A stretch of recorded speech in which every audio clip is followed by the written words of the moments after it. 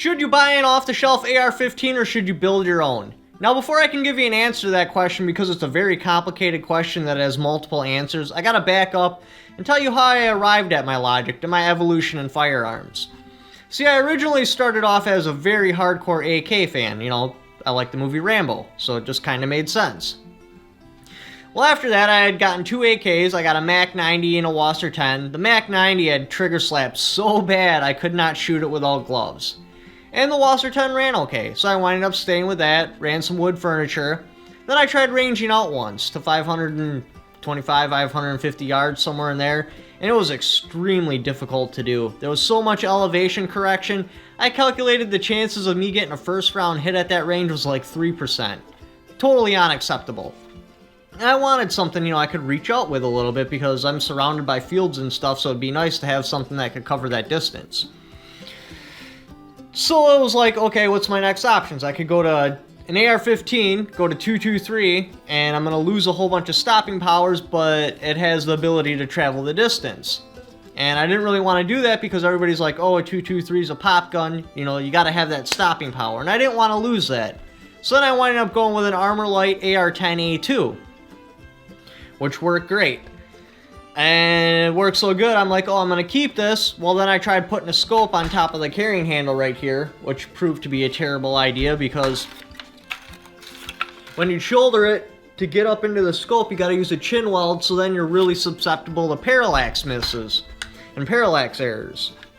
Well, overcoming that problem, then I winded up going with an A4 upper receiver and then just mounting the scope directly. Then I went hunting once and it was raining and I found out that magnified optics are completely useless if it's raining. Just a little bit of water on there, you can't see nothing through it. Well, a little bit later, before I had changed back to iron sights, my house wound up getting broken into and my Armor Light AR-10 was stolen. So, okay. Well, at that time, YouTube was starting to get pretty big, and I started watching that Angry Guys channel. So then I decided to build my own AR-15, and I built it, you know, like how his channel suggested. I had a 6.8 because I watched the military channel at that time, and that bald bastard is like, hey, jump on the 6.8 train before it leaves you behind, and, you know, you get the power of an AK, but you get the ballistic curve of a 223. This rifle gives you the best of both worlds by firing the 6.8 round. It's big and it's fast. And when it's moving through the air, you don't want to be in its way. So I built a 6.8 and I wanted it to be accurate, so I wound up getting a stainless steel barrel, and then I got a quad rail on it, then I got a TRL flashlight, then I had a flip-up backup sights, and I already knew that a magnified optic didn't work in the rain, but I still wanted to have the opportunity to have magnification, so then I wound up running an EOTech with the 3x flip-down magnifier. In the stock, it had extra batteries from a magnifier and flashlight. It also had a little compartment right here so I could flip it open, have my tourniquet in there.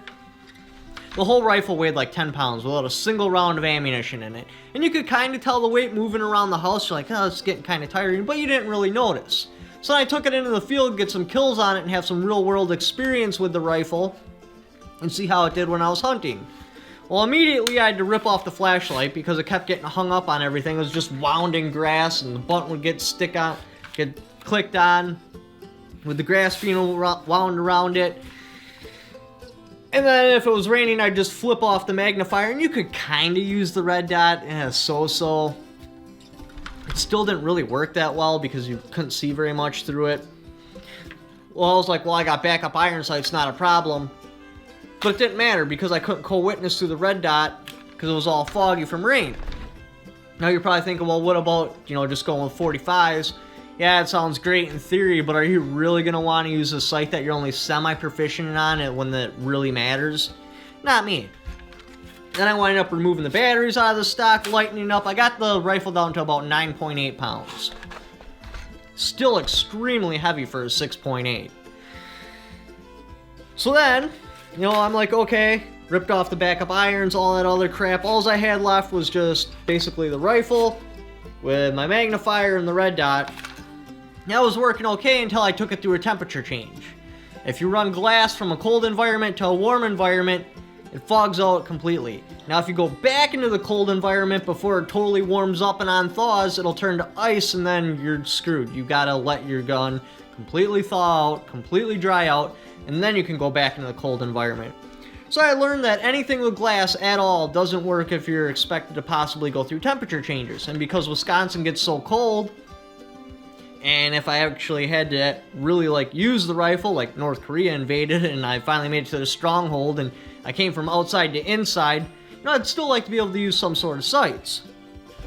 You finally make entry, you go to use your rifle, your red dot or scope is completely fogged out, so you transition to your handgun. I don't know if you can see the red dot. I just pulled this out of the freezer. Oh no, your handgun's fogged out.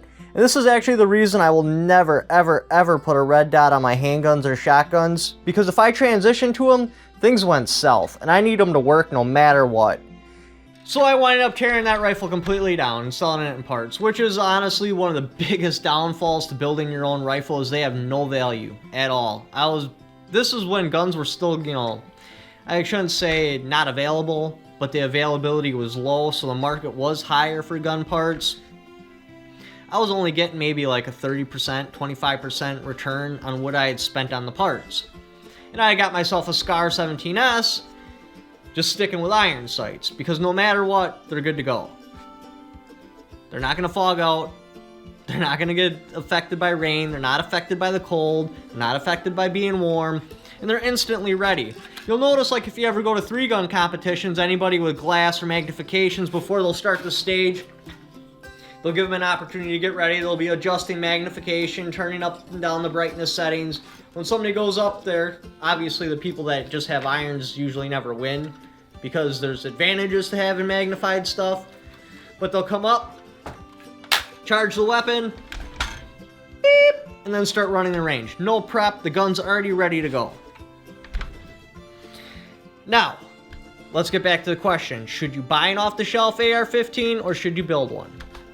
Actually, I believe you should do both. I think you should start with a very reliable off-the-shelf AR-15.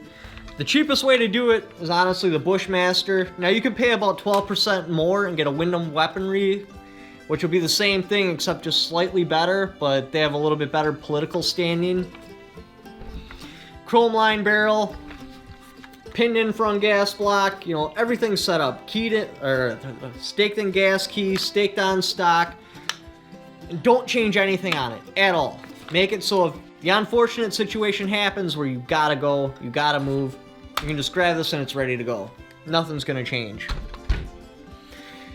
Now, I also believe you should build an AR-15 after you own the one that's your, whatever you want to call it, your shit hits the fan rifle, go to war rifle, ride or die rifle, whatever. Because when you build an AR-15, you get to learn it on a mechanical level that if an AR-15 has a problem, because you know what each individual part does, you'll be able to diagnose it super easy.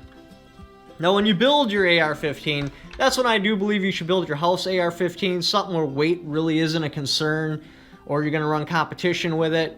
Now, if you run competition with it, I don't recommend the 3x magnifier. I just go with a single scope, low magnification that you can dial up, because if you have 2 forms of sighting on your rifle, you have to run open class. Not cool at all. Plus, nobody wants to be in the class where the rifles don't run. Now, when you build your AR-15 also, it doesn't really matter what caliber you choose, because it's not going to be that big of a deal, because it's your in-house one, so if you ever actually had to use it, you'd be using like 1 mag. Now, the one you buy off the shelf, I strongly recommend using 223. Just because the ammo is so available, it's cheap, and with 223, you'll get more practice on it. There's less recoil. But that's honestly what I'd recommend. Now, when you buy your off-the-shelf AR-15, you can either go with like a 16-inch barrel, 6-position collapsible stock, or if you're looking for something a little bit more rangy, you can go with a 20-inch barrel. You get your longer sight radius. It's a little bit more forgiving, the errors in that, but it's got its disadvantages. Really, you got to decide where exactly you're going to be, what type of shooting you might be doing if you have to use it, and go from there. But thanks for watching. Leave in the comments below what you've done, what kind of AR-15s you built. Don't forget to subscribe.